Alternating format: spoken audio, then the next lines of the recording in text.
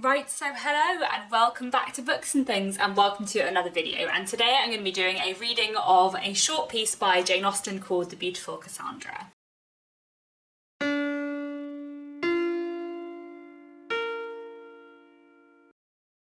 So before I get reading The Beautifull Cassandra, welcome to my new temporary filming setup. I am redecorating the room where I usually film. I'm finally redecorating it, which is exciting, but also means that for the next 6 weeks, I'm not going to be filming in front of my usual bookshelves. So this trusty classics bookshelf of mine has been moved into another room. I'm here for now, and I'm going to film in front of here.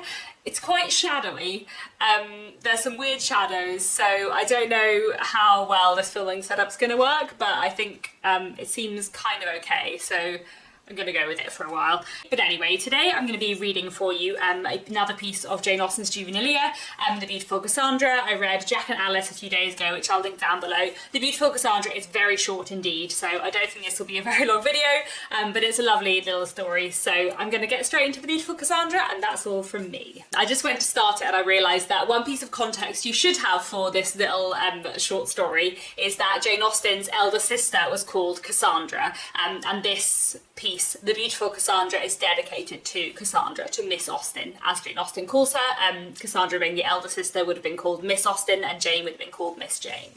The Beautifull Cassandra, a novel in 12 chapters, dedicated by permission to Miss Austen.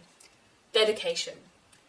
Madam, you are a phoenix. Your taste is refined, your sentiments are noble, and your virtues innumerable. Your person is lovely, your figure elegant, and your form majestic. Your manners are polished, your conversation is rational, and your appearance singular.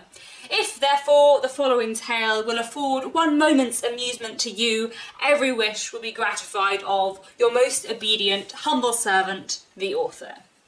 Chapter the First. Cassandra was the daughter and the only daughter of a celebrated milliner in Bond Street. Her father was of noble birth, being the near relation of the Duchess of Blank's butler. Chapter the Second. When Cassandra had attained her 16th year, she was lovely and amiable, and, chancing to fall in love with an elegant bonnet her mother had just completed, bespoke by the Countess of Blank, she placed it upon her gentle head and walked from her mother's shop to make her fortune. Chapter the Third.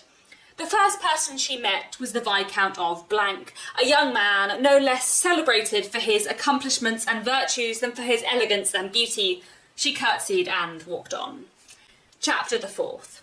She then proceeded to a pastry cook's, where she devoured 6 ices, refused to pay for them, knocked down the pastry cook, and walked away. Chapter the Fifth. She then ascended a hackney coach and ordered it to Hampstead, where she no sooner arrived than she ordered the coachman to turn round and drive her back again. Chapter the Sixth. Being returned to the same spot on the same street she had set out from, the coachman demanded his pay. Chapter the Seventh.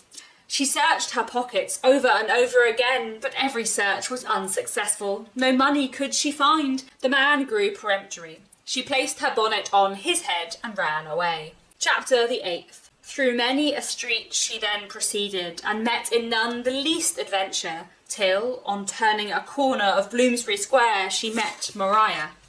Chapter the Ninth. Cassandra started, and Maria seemed surprised. They trembled, blushed, turned pale, and passed each other in a mutual silence. Chapter the 10th. Cassandra was next accosted by her friend the widow, who, squeezing out her little head through her less window, asked her how she did. Cassandra curtsied and went on. Chapter the 11th. A quarter of a mile brought her to her parental roof in Bond Street, from which she had now been absent nearly 7 hours. Chapter the 12th. She entered it and was pressed to her mother's bosom by that worthy woman. Cassandra smiled and whispered to herself, "This is a day well spent." I really enjoy The Beautifull Cassandra.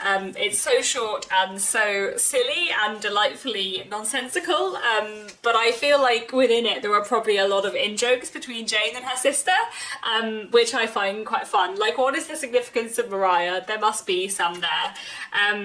And I really enjoy the dedication. Like, the dedication itself is a work of art. I also really enjoy that Jane Austen, as she was in Jack and Alice, is kind of playing with, like, the form of the novel and sort of like what you expect from a novel. So for example, in the third chapter, Cassandra meets a handsome viscount and just walks on because she has no interest in him, which is like playing with tropes of what you expect to happen in a novel. So I just feel like Jane Austen was having fun with like what novels were for from a really young age, and that's really delightful. So yes, I really enjoyed The Beautifull Cassandra, and I hope you did too. That's all for now. Thank you so much for watching, and I'll be back very soon with another bookish video.